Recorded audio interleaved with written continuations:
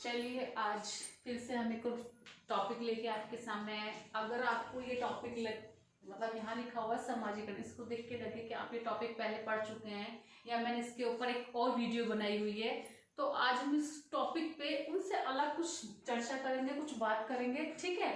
सबसे पहले मैं एक चीज कहना चाहूंगी जो हर एक वीडियो में कहती हूँ कि आप इस चैनल को सब्सक्राइब कीजिए या नहीं कीजिए, लेकिन वीडियोस को आगे फॉरवर्ड जरूर कीजिए जिससे उन लोगों को इससे हेल्प मिल जाए जो एक्चुअल में इसकी नीड है। और सेकेंडली एक चीज याद रखना हमेशा कि कहीं ना कहीं कोई ना कोई कहीं से स्टार्टिंग करता है।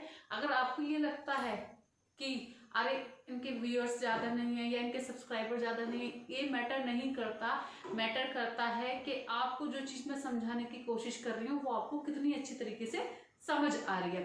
तो इस बात को ध्यान में रखना। और एक चीज़ और मैं कहूँगी कि कभी भी अगर आपको कोई भी चीज़ अच्छी लग रही है तो उसको हमेशा कमेंट करके अप्रिशिएट कीजिए। इससे क्या होता है कि सामने वाले को सेल्फ मोटिवेशन मिलता है, वो आगे के लिए और मोटिवेट होता है काम करने के लिए। जैसे आपने देखा होगा घर में अगर बच्चे को कोई भी काम करता है उसको शाबाश बोल देते हैं तो वो आगे के लिए और अच्छे से काम करता है। तो वही चीज़ है, हम लोग जो बोलते हैं लाइक और कमेंट क्यों बोलते हैं कि आपके पॉजिटिव कमेंट क्या करेंगे, हमें पॉजिटिव वाइब देंगे जिससे हम और आगे अच्छा काम करेंगे। कोशिश करती हूँ कि आपको चीज़ें इजी वे में समझ में आए। चलिए एक छोटा सा मैसेज था। और एक और चीज़, कभी भी जैसे आपने स्क्रॉल किया, आप बिना देखे किसी को जज नहीं कर सकते, बिना सुने किसी को जज नहीं कर सकते। तो वीडियो देखने से पहले ही आप ये मत सोचिएगा कि यार इसकी तो 70 ही व्यूज हैं या 200 हैं, 400 हैं, 500 हैं। अगर आप सब ऐसा सोचेंगे तो कोई देखेगा ही नहीं, है ना। तो ऐसा परसेप्शन अपने माइंड में पहले मत लाइएगा कि अगर ऐसा है हम तो उसके पे जाएंगे जिसपे 10,000 20,000 व्यूज हैं। आप देखिए कि कंटेंट आपको कहाँ अच्छा लग रहा है। मैं अपनी पर्टिकुलर बात नहीं कर रही हूँ, आप ये देखा कीजिए आपको किस वीडियो में कंटेंट अच्छा लग रहा है। हमने ऐसे ऐसे लोगों की वीडियो भी देखती हूँ जिनके मतलब जो सब्सक्राइबर है ही नहीं, लेकिन 2 हैं, 4 हैं, 10 हैं, लेकिन मुझे उनका कंटेंट अच्छा लगता तो मैं उनकी वीडियोस देखती हूँ। तो ऐसा मैटर नहीं करता कि आप उनकी वीडियो देखिए जिनके सब्सक्राइबर ज्यादा हैं, आप उनकी वीडियो देखिए जिनके व्यूज ज्यादा हैं। डिपेंड करता है कि आप जो एक्चुअल में कंटेंट चाहते हैं, जो एक्चुअल में आप नॉलेज लेना चाहते हैं, वो उस वीडियो से आपको मिल रही है या नहीं मिल रही। दूसरा नंबर कि आप हमेशा याद रखना, जब तक आप सेल्फ नोट नहीं बनाओगे, सेल्फ नोट्स प्रिपेयर नहीं करोगे, कोई भी आपकी हेल्प नहीं कर सकता है।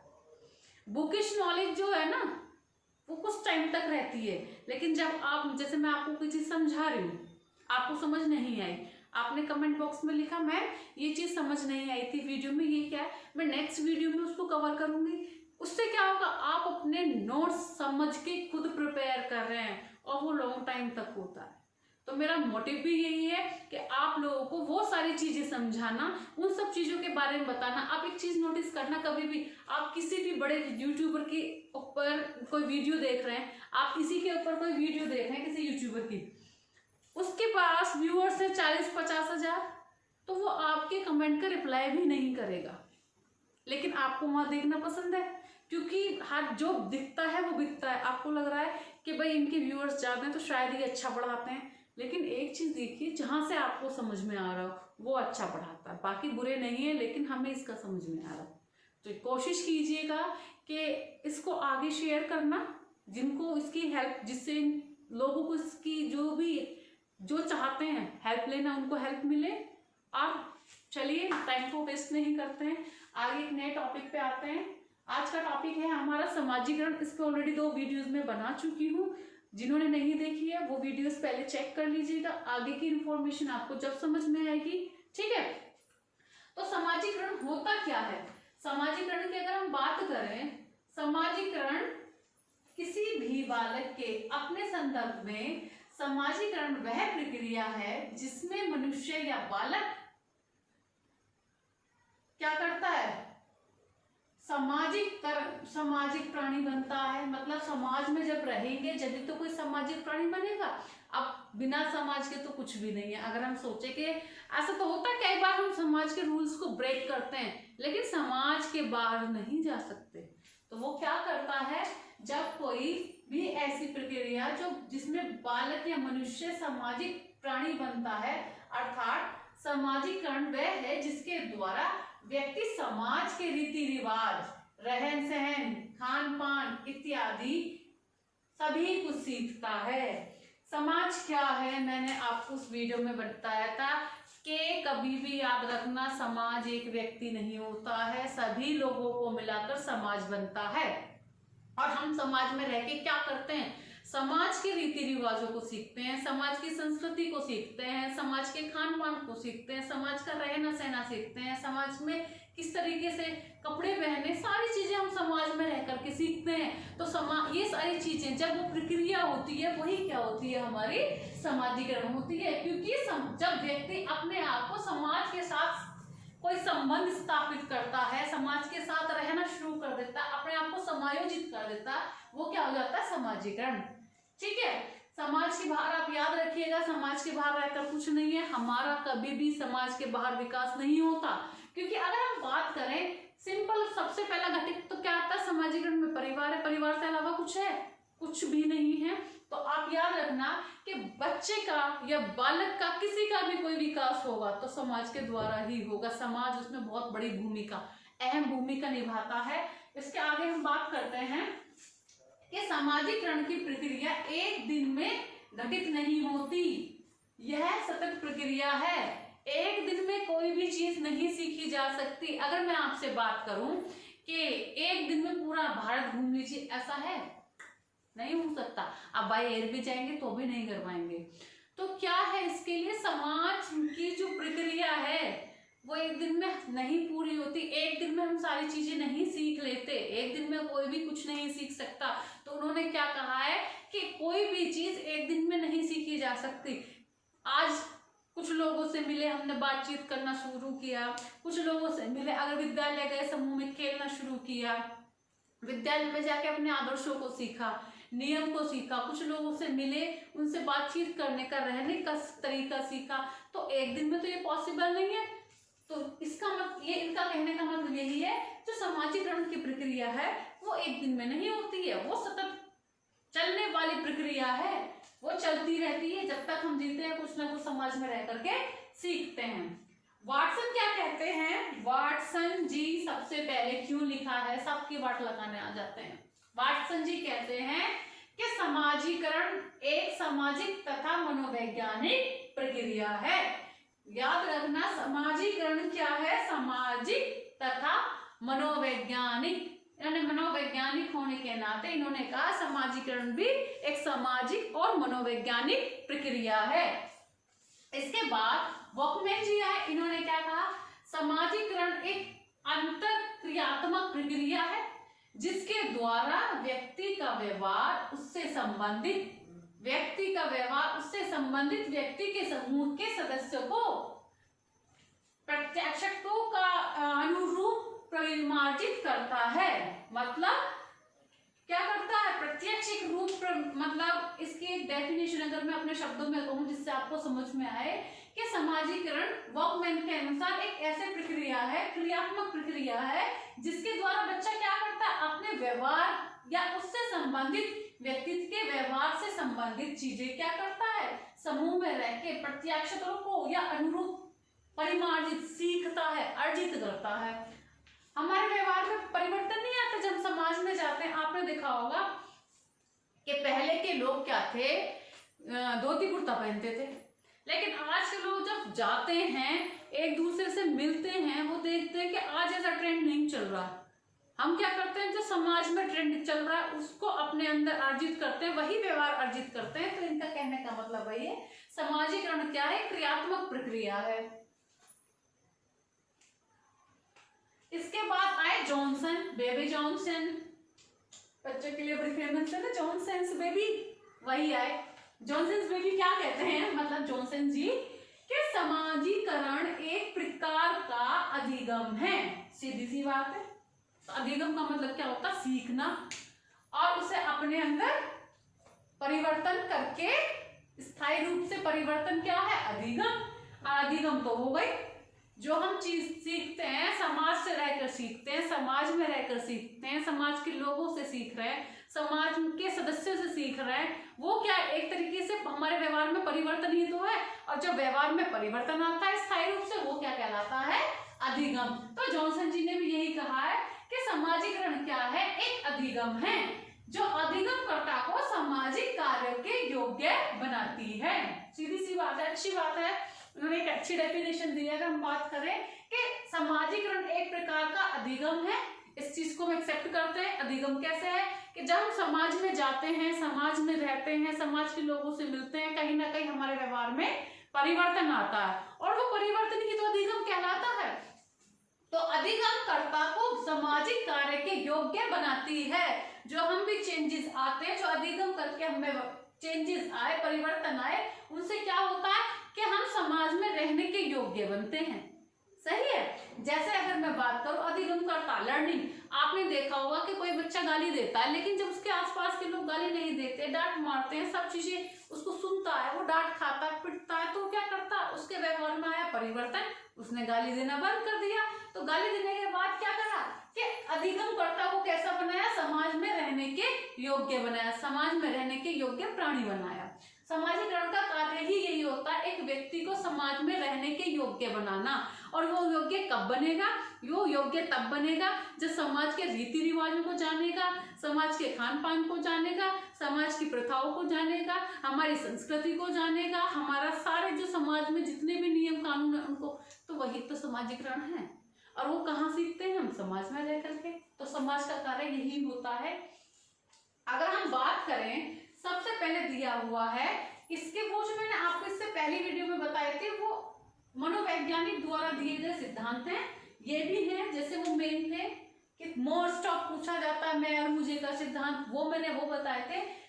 ये 3 सिद्धांत और कॉमनली कभी कभी पूछ लिए जाते हैं, जैसे व्यवहारवादी परस्पर क्रियावादी सिद्धांत। इसके जन्मदाता किनको कहा जाता है? व्यवहारवादी परस्परवादी क्रियावादी सिद्धांत के जन्मदाता किसको कहा जाता है? इनको कहा जाता है जॉर्ज सी होम्स को। किसको कहा जाता है? जॉर्ज सी होम को। अब जॉर्ज सी होम ने इन्होंने बताया कि जो बच्चा है उसकी रुचि से इन्हें कोई मतलब नहीं है, ठीक है, या उन तथ्यों से इन्हें कोई मतलब नहीं है, बालक कैसे सीखता है, क्या सीखता है। इन्होंने कहा कि उन्हें कोई मतलब नहीं है कि बच्चे की रुचि क्या है, उसने क्या तथ्यों से जाना, क्या है, कैसे किया। उनका मतलब है इसमें कि उसके व्यवहार ने उसने क्या मतलब परिवर्तन जो आया, उसने क्या सीखना। मतलब पहले एक बात समझो, व्यवहार परस्पर क्रियावादी, इनका कहने मतलब कि इनने जो क्रिया की या उसने जो भी कार्य किए, कैसे किए, किसमें उसकी रुचि है, क्या उसने सीखा, बल्कि उसका जो मेन मोटिव होता है, उनका कार्य है कि उसने क्रिया करने के बाद, उसने जो क्रियाएं की हैं, उसे करने के बाद बच्चे ने क्या सीखा। समझ में आया? उनको कोई मतलब नहीं है उसने कैसे किया, क्यों किया, या किस में उसकी रुचि है, किन तथ्यों को वो जानना चाहता है। लेकिन जो उसकी रुचि है, रुचि के बाद या तथ्यों को जानने के बाद उसने क्या सीखा, ये इनका कहना है इस फर्स्ट सिद्धांत में। इस सिद्धांत का नाम है व्यवहारवादी परस्पर क्रियावादी सिद्धांत। इसके जन्मदाता हैं जॉर्ज सी होम। ठीक है, आपको दोबारा बताऊं, होम महोदय ने जी कहा कि बच्चे की किस चीज में रुचि है या वो किन तथ्यों को जानना चाहता है, उन्हें इस बात से कोई मतलब नहीं कि उसने कैसे किया या वो क्या करना चाहता है। उनको मतलब है इस सिद्धांत में कि इन सब के बाद, इन सब चीजों के पश्चात उसने क्या सीखा। वो रिजल्ट पे फोकस करते हैं, वो होमवर्क पे फोकस नहीं करते कि वो क्या होमवर्क करता है, कैसे सीखता है, किसमें उसका इंटरेस्ट है। जिसमें इंटरेस्ट है, इंटरेस्ट होने के बाद उसने क्या किया, इनके सिद्धांत की बात ये है। ठीक, ऐसे सेकंड है प्रतीकात्मक व्यक्तिपरक सिद्धांत। ये किसका सिद्धांत है? अगर हम इसकी बात करें, ये सिद्धांत है आपका सोरेकिन जॉर्ज और मिड फूले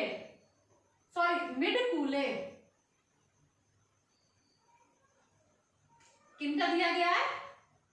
ये सिद्धांत जो दिया गया है प्रतीकात्मक व्यक्तिपरक सिद्धांत, सोरोकिन, जॉर्ज मिड और कूले ने दिया है। अब कूले जी ने क्या कहा है इसमें? मिड और कूले के ज्यादातर आसपास नाम आता है, याद रखना हर सिद्धांत में कोई ऐसी चीज हो मिड और कूले जी का नाम साथ साथ आता। ठीक है, मिड कूले जी ने क्या कहा? इस सिद्धांत के अनुसार उन्होंने कहा है कि व्यक्ति जब समाज में आता है और उनके अनुसार सामाजिक मूल्यों को, संस्कृति या अलग चीजों को अपने आचरण की प्रक्रिया जो होती है उसके फलस्वरूप जो मनुष्य प्राणी में जो परिवर्तन आता है, मतलब जब मनुष्य समाज में आ गया, समाज में रहने के बाद जो भी उसने नियम या मूल्य जिन चीजों को सीखा, उसके सीखने के बाद उसके जो व्यवहार में परिवर्तन आएगा, अधिगम करने की प्रक्रिया वही चीज है, उसको इन्होंने किसका नाम दे दिया? प्रतीकात्मक व्यक्तिपरक सिद्धांत का नाम दे दिया। समझ में आया? पहले सिद्धांत में क्या था कि बच्चे की किसमें रुचि है, वो किन तथ्यों को जानना चाहता है या कैसे किया, क्यों करना चाहता है, इस बात से उनको कोई मतलब नहीं। उन्हें मतलब था कि उसके पश्चात उसने क्या किया, क्या सीखा। कि अगर मैं अपने साधारण शब्दों में कहूं कि बच्चा पढ़ा है नहीं पढ़ा, कैसे बुक से पढ़ा है, उसने नोट्स बनाए नहीं बनाए, मुझे इस बात से कोई मतलब नहीं। मुझे मतलब कि उसने सीटेट क्लियर किया या नहीं किया, या उसने क्या सीखा। ठीक है, अब इसके बाद अगर सेकंड बात की करें, इसने ये बताया कि जो हमारे जॉर्ज सोरोकिन, जॉर्ज मिड और कूले जी, इन्होंने ये बताया इस सिद्धांत में कि बच्चा जो भी समाज से के मूल्यों को अपने अंदर धारण करता है या जो उसके अंदर परिवर्तन है, ये इन्होंने सिद्धांत में बताया, वही समाजीकरण है। ठीक है, अब थर्ड है प्रतीकात्मक परस्पर क्रियात्मक सिद्धांत। प्रतीकात्मक का मतलब इसमें क्या, ये किसने बताया आपको? मर्टन तथा टालपोट जी ने। मर्टन तथा टालपोट एवं पार्सन्स जी ने किसने बताया? मर्टन, सेकंड नंबर टालपोट, पार्सन जी ने इसको बताया है। अब इस सिद्धांत में इन्होंने क्या बताया कि सामाजिकरण की वह प्रक्रिया जिसमें व्यक्ति तथा सामाजिक परिस्थितियों के बीच परस्पर क्रियाएं चलती रहती हैं। मतलब सामाजिकरण की वह प्रक्रिया जिसमें मनुष्य और समाज के बीच जो क्रियाएं चलती हैं, वही क्या है? परस्पर क्रियाएं। आपको इससे समझ में आ रहा होगा कि मनुष्य और समाज के बीच जो परस्पर क्रियाएं चलती हैं, वही सामाजिकरण। ठीक है, उन्होंने ये डिफाइन किया।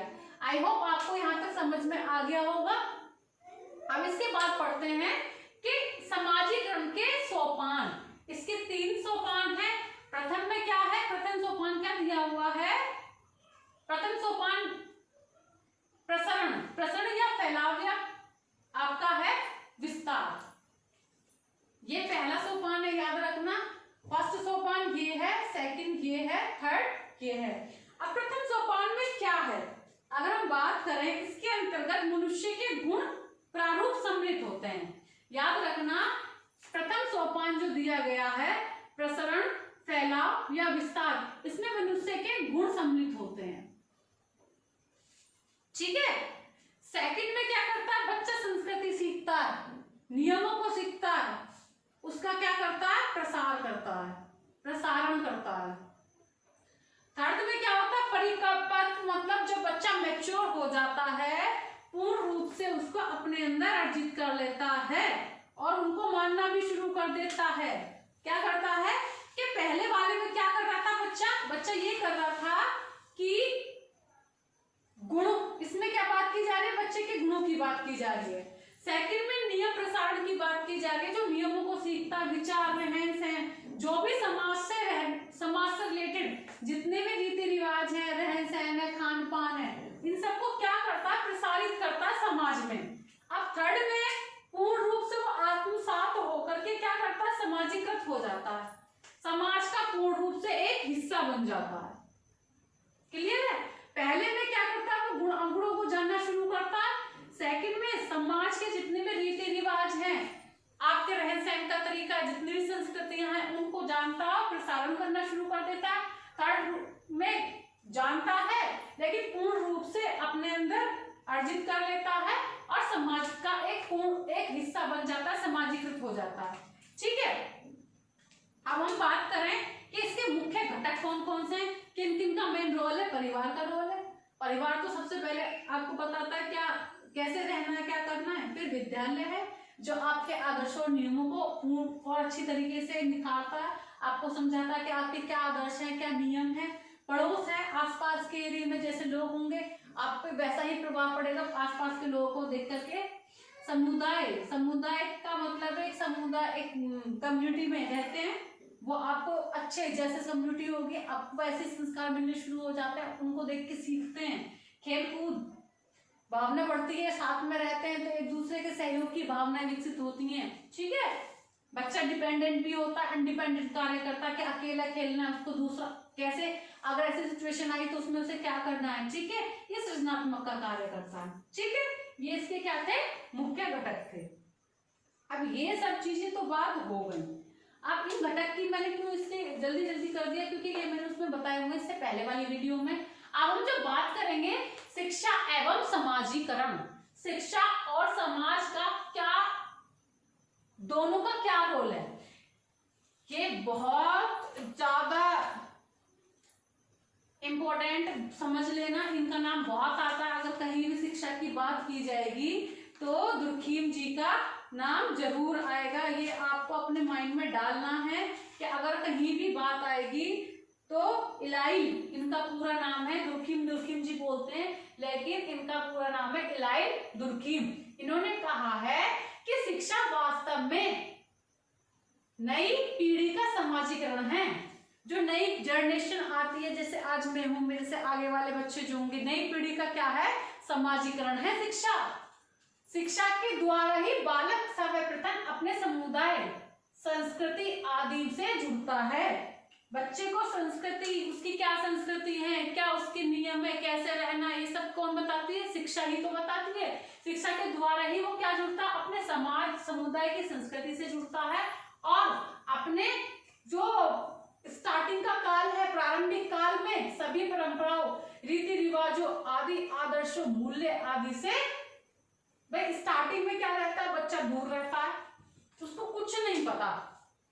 जब बच्चा छोटा होता है, शिशु होता है शैशवावस्था में, तो उसको कुछ नहीं पता कि क्या रीति है, क्या रिवाज है, हमारे यहाँ का क्या रहन सहन है, वो तो भाई शॉर्ट्स में घूमता है, उसको कुछ नहीं पता क्या उसके आदर्श हैं, क्या मूल्य, किसी को गाली देनी है तो देनी है, किसी के पास बैठना है तो बैठना ही है, जो उसमें के मन, जो माता पिता ने पहना दिया वही पहनना है, तो उसको कुछ पता नहीं होता क्या रीति रिवाज होते हैं।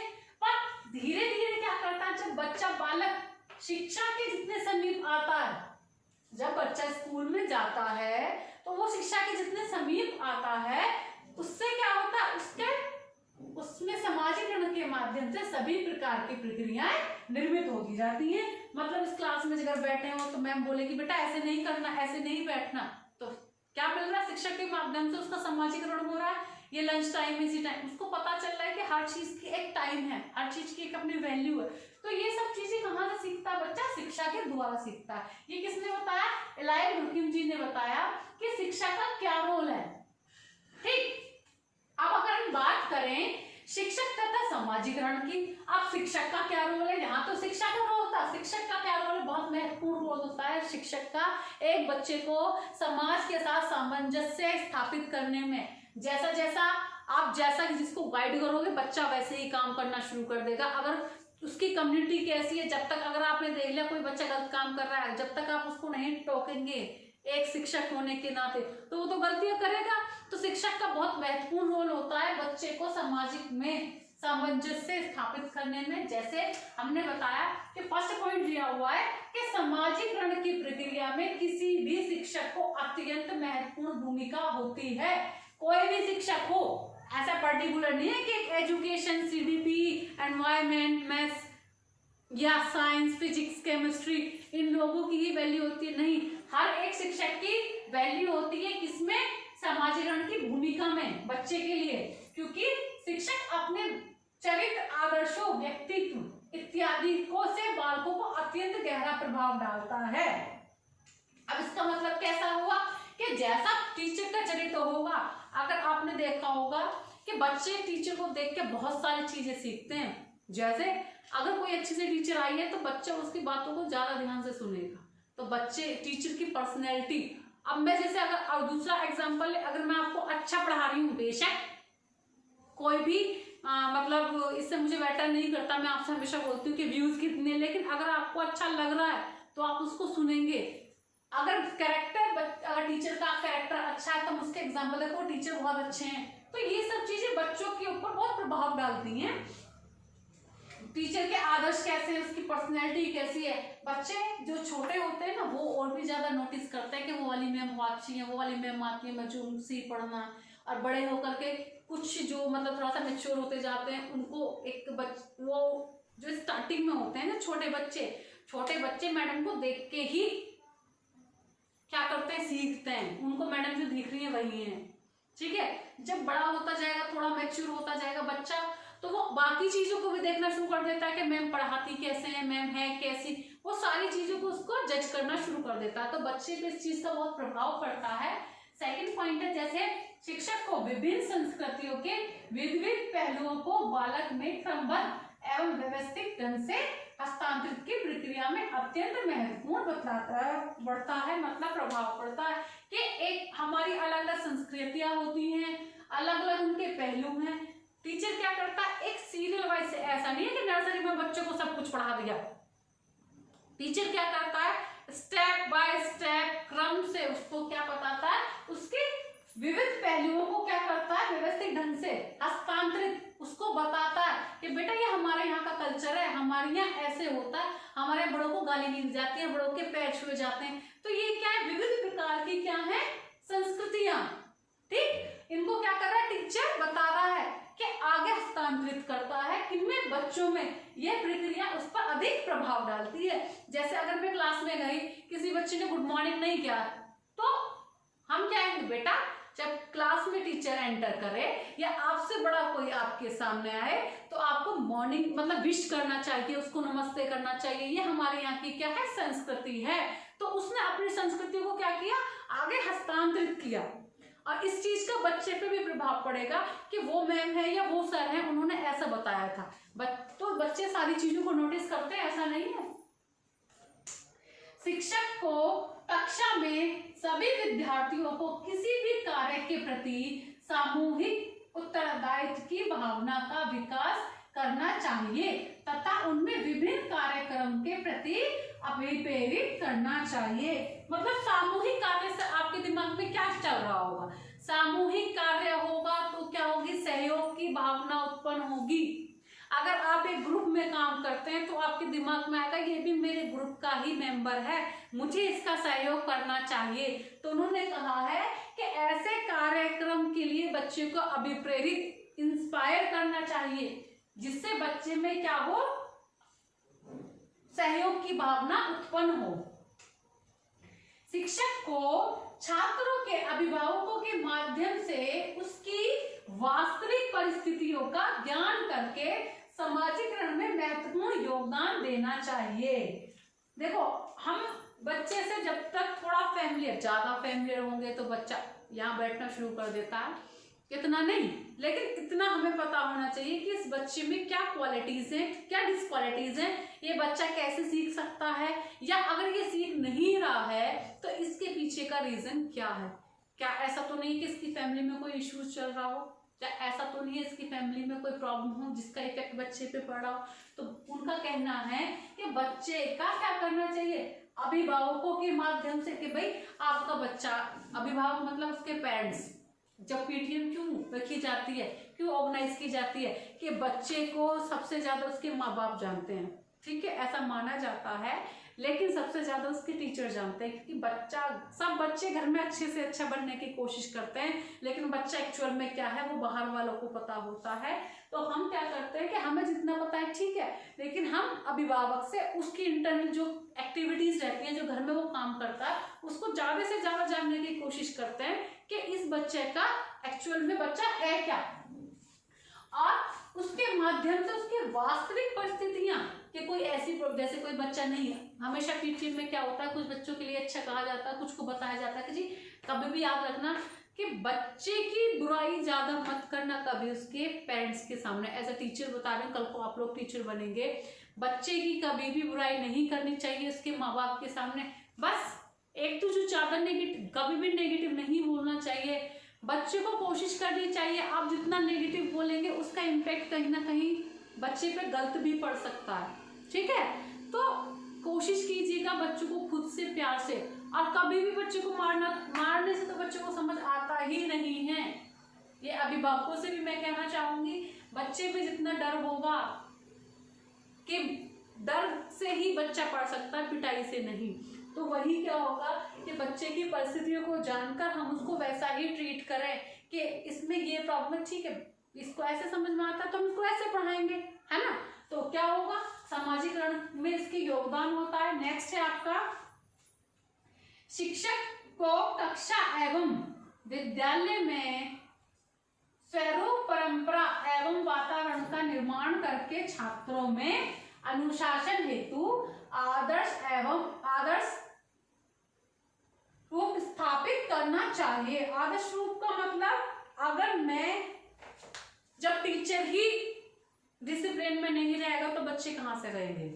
तो उन्होंने कहा है कि बच्चे के सामने आदर्शों को पेश, अगर हमारे से बड़ा टीचर कोई जा रहा है या हमारे साथ वाले कलीग जा रहे हैं, हमसे छोटा भी जा रहा है, कोई दिक्कत नहीं है, लेकिन उसकी रेस्पेक्ट है तो वो टीचर ही। अगर हम उसको गुड मॉर्निंग कहेंगे तो इसमें कुछ घटता तो है नहीं। तो अगर हम उसको गुड मॉर्निंग कहेंगे, बच्चे के सामने एक आदर्श रूप हमारा प्रस्तुत होगा कि हमारे टीचर भी गुड मॉर्निंग करते हैं एक दूसरे को, तो हमें भी करनी चाहिए।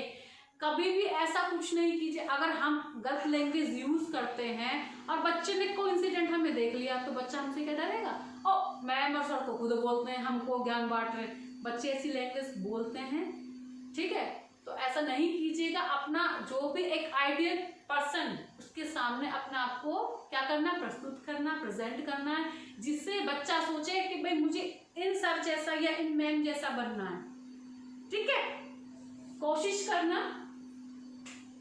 विद्यालय के छात्रों के में सामाजिकरण के महत्वपूर्ण भूमिका हेतु शिक्षकों को विभिन्न पाठ्यक्रम सहयोगामी क्रियाएं आयोजित करनी चाहिए। ये मैंने अभी बताया कि छात्रों को समाज से जोड़ने के लिए उन शिक्षकों को क्या करना चाहिए, विभिन्न प्रकार के सहयोगी, मतलब सहयोग से सामूहिक कार्य कराने चाहिए, आयोजन कराने चाहिए, जिससे बच्चे में क्या हो, सामंजस्य। इस पर मतलब कैसे 4-5 बच्चे हैं वो बोलते ही नहीं है, लेकिन जब आप उनको एक ग्रुप में एक्टिविटी देंगे तो कहीं ना कहीं एक दूसरे से बात करेंगे, कोऑर्डिनेशन बढ़ेगा।